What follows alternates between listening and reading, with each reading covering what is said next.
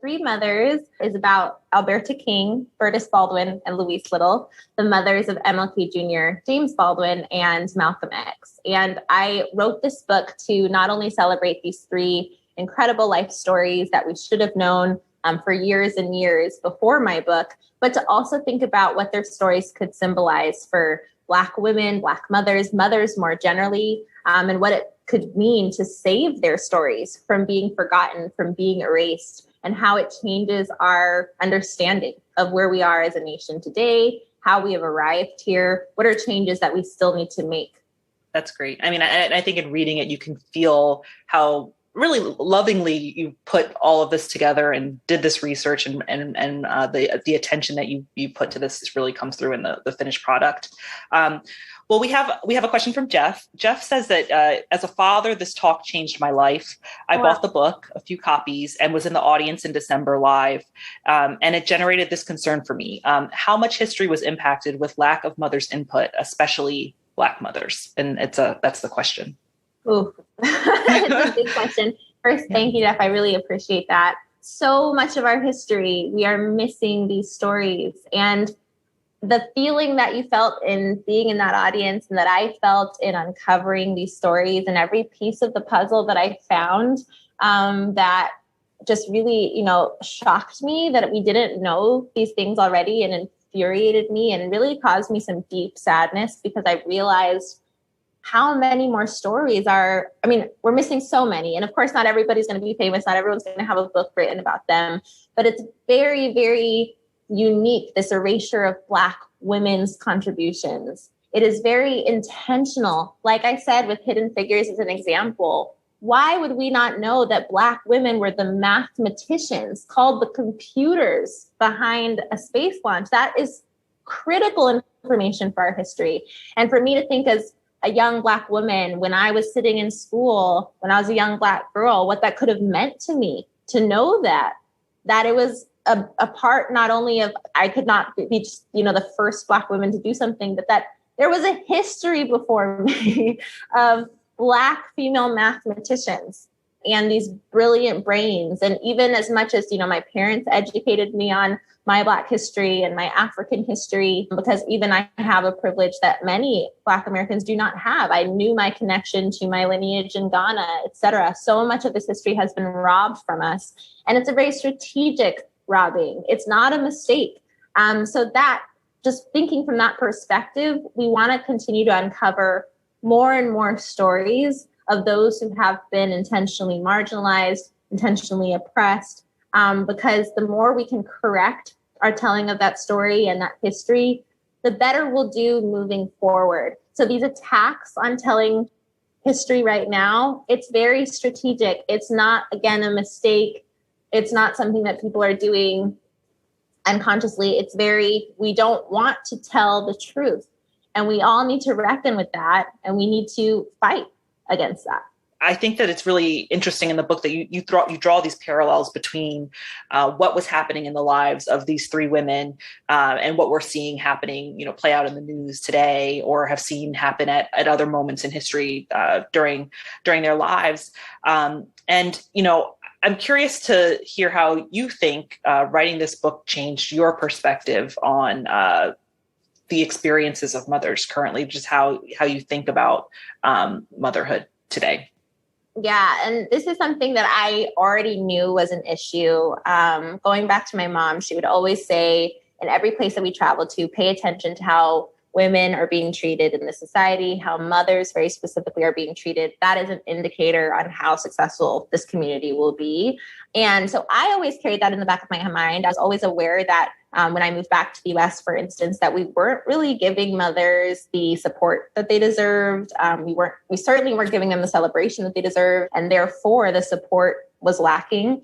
And there was this lack of understanding around the critical importance of the role. But in putting this book out there and even doing the TED Talk and speaking to so many different audiences around this, it is a dire situation for mothers. And whether that's on a personal level, where those who have come up to me and said, I am the mom who feels unappreciated in my household right now. I am the mom who feels unseen, to this national level of a crisis where We are fighting for weeks of parental leave, mere weeks. It's upsetting, and we should be embarrassed by that. These are things that should have been established by now. And I really do, and I say this in the TED Talk, I truly hope that within my lifetime, we can usher in a shift that starts with first saying, mothers are essential. We need mothers to be supported because they are holding so much of our lives together, our society together. Stay-at-home moms are performing some of the most important work in our country, and we are devaluing them. And not only that, we are making them feel bad about what they are doing. This really it's an issue that more of us need to take on. Going back to that very first question, why this is an issue for everybody to care about. And it sounds obvious, but we shouldn't have to say that if mothers are dying in a maternal health crisis, one that is exacerbated for Black women, the Black maternal health crisis is alarming. But generally, the maternal health crisis in the US is terrible. It shouldn't be this way. Mothers of all races are dying more than they should be. We need to pay attention to that. That's not only bad for mothers, obviously. It's not only bad for mothers if they have to walk away from their job during the pandemic because there were no supports in place to catch them. It's not only bad for mothers if they have to choose between being a mother or making money for their family. That shouldn't be put on their shoulders. There should be supports in place. We should have affordable childcare. We should have universal preschool. All of these things that impact mothers have ripple effects for the rest of us. So yes, it opened my eyes to just how alarming and how critical the situation we're currently in. Even though, again, my mom raised me to know all of these things, through doing this work, I've just now been kind of awoken to the need for people to open their eyes right now. And Watson has a question that actually kind of piggybacks on this, more than just thinking about how we can gain access to these stories. They want to know, what do you feel is the most effective way we can, as a people, change the narrative around Black women? If you have any specific examples, which I know you share some in your talk, they ask, how can I personally be involved in this work of changing this narrative?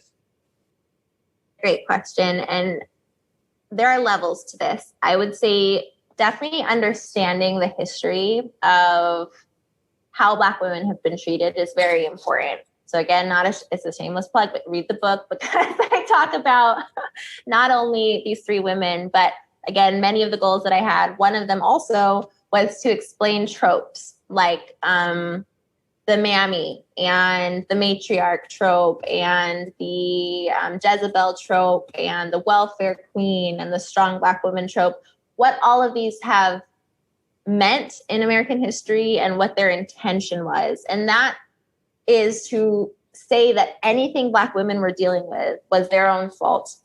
That with the mammy trope, that we didn't deserve necessarily to be compensated for work that we were doing, that we deserve to stay within domestic work and that we shouldn't necessarily be paid what that work was worth because we liked it, that we were happy to be the mammy, the Aunt Jemima who was smiling and wanted to serve her white family more than her own. The matriarch trope that Black families have been separated from each other not because of systems that have made it so that, mass incarceration or so many other things that I could mention, but instead because Black women were emasculating their men, or the Jezebel trope that justified sexual violence against Black women because that's what Black women wanted. They were more promiscuous. Even the welfare queen saying Black women are having children just to make money. So you have to understand this is a very long, ugly, painful history that we are dealing with as Black women day in and day out. And when people don't get those are the burdens we are holding, years and centuries of being told that everything that's happening to you, the pain you're going through is because of you and not because of policies we've voted for or the ways in which we've kept you from being elected or even being able to run for office or even vote. That's where it really begins. Like, take the time as much as you can to know how we've gotten to where it is right now. And then to really have a moment where you fully appreciate the incredible resistance of Black women and the ways in which we've continued to create life, despite the ways that people have tried to rob it from us, and the vision behind what Black women have been able to accomplish, what they have imagined for this world, because we can't accept the situation as it is right now, because that dehumanizes us. But we have pushed this nation forward to our vision in incredible ways. It's not only Stacey Abrams in Georgia, it's a long, long history of Black women saying, we don't agree with the system as it is now. So here's how we're going to help you see the world and the possibilities from our perspective. And you look at American history from that angle, and it is powerful. There is nothing like it. And therefore, you better understand why we should elect more Black women, why we should vote for them to help usher our country and continue to do it, but with even more support and even more backing, because without that backing, without that support, when Black women have been erased and misrecognized, misrepresented, we have still created incredible change. So now we're asking that we be heard, we be listened to, and that our energy no longer be spent on explaining how we got here, but instead on how we can do whatever's next and whatever's possible. So a kind of combination of try to learn our history, support us as leaders, put those tools in our hands as much as possible, trust us, hear us, believe us, and also stop wasting our time on the need to explain the extra when that's work that we can do on our own. That kind of brings me full circle to my research thing around, I didn't reach out to the family until I'd done my part. So yeah, I mean, even attending a conversation like this is part of doing your part. So kudos to you all. We're all starting today. That's doing your part to sort of to educate yourself on information that already exists out there. It sounds like beyond what we can do individually to educate ourselves and make change in this space. What can we expect from our government, to do more on a national scale, and then even thinking globally, what are some things that you would like to see so that we change the way that we as a culture think about Black motherhood? For this one, because I'll give a quicker answer than I have in me, because you can tell I like to talk and I can go for a long time. But in the book, the concluding chapter is entirely about what we need to do as a world and what are the lessons that Alberta, Bertus, and Louise's lives are teaching us about our next steps forward when it comes to policy, when it comes to actually even kind of this 3-level layer that I like to talk about, which is the interpersonal level is an important one. The conversations that we're having with each other and the stories that we're telling. When I, in the TED Talk, a little snippet where we have mothers who feel like they have to be selfless and that we celebrate mothers for being selfless. So even around Mother's Day, we say to moms, thank you for sacrificing everything for me and for putting yourself behind everybody. And yes, a lot of mothers have done that. And certainly if they have, we should thank them for that. But what we can start to do is shift that story and that thank you and say, thank you for doing everything you could do for us. And also thank you for still seeing yourself as a human being, or for representing yourself as a human with a full range of emotions, and for teaching me about my first life lessons, for being my first caretaker, for being my first leader, for being my first teacher. Like, those are things that I think more accurately represent mothering in a way that is sustainable for mothers, where mothers aren't going to burn out, where we're not putting all of it on moms and then reiterating it by saying thank you for putting yourself behind everyone else. So that's on like an interpersonal level. I do think those conversations can make a huge difference in terms of what mothers are even thinking is the goal of what we're trying to achieve and what we want to be thanked for. The second level of that is, in relationships, even beyond our households, and what we can, and I mean, like you said, in terms of Black motherhood, very specifically, this burden of like putting our needs behind everyone. I just did a piece for New York Magazine on this, that is further exacerbated for Black women because we have been seen as the mothers of a movement. We're always like mothers of something much larger, and not just like mothers of our own children. But this weight of what's placed upon us. And specifically in this article, I'm focusing on mothers whose children have been killed, whether by police officers or neighborhood vigilantes, and how in these moments, instead of giving these moms this space to grieve, we're asking them to do something for our entire country. We ask them to speak to crowds. They run for office, which can be a part of their personal healing as well. But we interpret that as, look at what this Black woman is doing for all of us, rather than us thinking about what is she going to do for her own healing, for her own restoration. So that's kind of the extra layer to that. And then thinking about it on a national level, what we're voting for, I think about what could have helped Alberta, Bertus, and Louise, and what we still need to this day right now. So to give a little bit more information on the women, Alberta King had to walk away from her job because the law stated at the time that married women were not allowed to teach. And she'd always had this dream of being an educator. She had a bachelor's degree. She had a teaching certificate. But when she met her husband, she made the decision to start a family because this was like she had to make a decision. And even though that law, the marriage bar, is not in place now, what are the many ways in which we're pushing women and mothers out of their jobs? There are many that still exist, and we need to start addressing those. If we look at, these are just one example from each woman. If we look at Bertus Baldwin, she was the victim of an abusive husband for years and years. And James Baldwin speaks about this often, how abusive his stepfather was. But she didn't have anyone she could really turn to, because especially in Black communities, we are so afraid of what might happen if we call a police officer.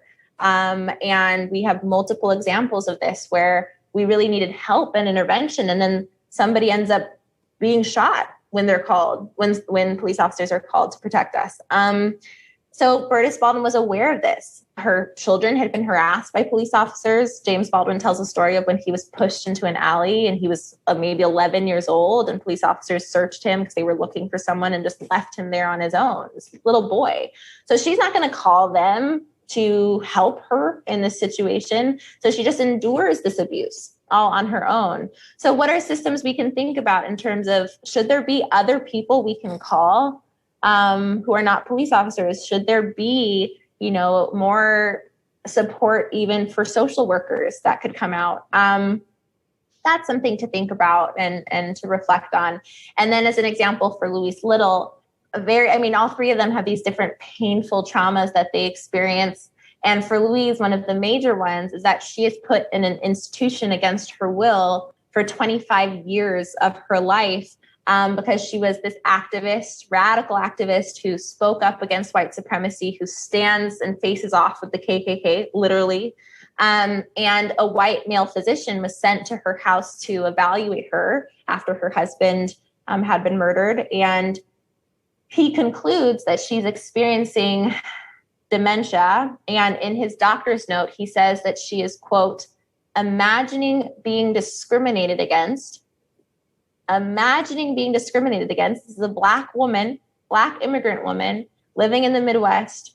And that is enough to put her away in an institution against her will. So in terms of us thinking about the biases that Black women are facing when they don't ask for help even, and people just decide they're going to come in and evaluate them, especially even when they do, that they're going to be misunderstood, that they're going to be told they're imagining things.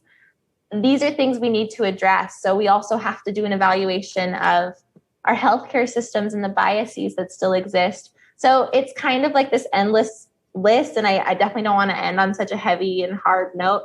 But in that concluding chapter, it's called Our Lives Will Not Be Erased.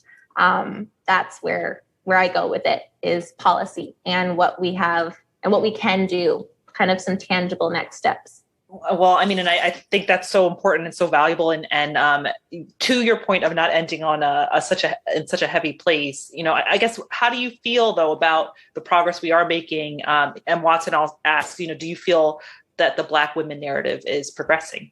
I am an optimist, and I often say that my optimism lies in this incredible activism that Black women have held for so long and who we continue to envision new realities for this world. And that makes me really hopeful. To study Alberta Burtis and Louise, who, again, it's not ancient history.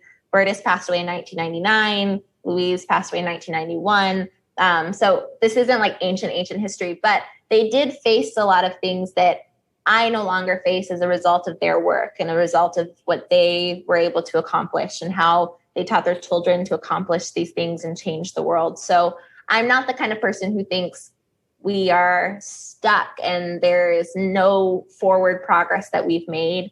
I feel like that would be really disrespectful to them if I felt that way, because they gave as much as they could to that progression, and it's my turn to carry that forward as well. But what I do hope is that more people join us in this, and that Black women are not continuing to have to do this on our own, that more people will be aware of history. I sound like a broken record, but be aware of history so that we can move forward, and fight anything that tries to keep us from telling accurate and full representations of our country's history. Because I think if we're aware of it, then we won't want to repeat it. And we have more people who will want to be allies in this fight. And in my contribution to this, I'm just hoping I'm giving more of us tools to join the conversation and think about how we can carry it forward.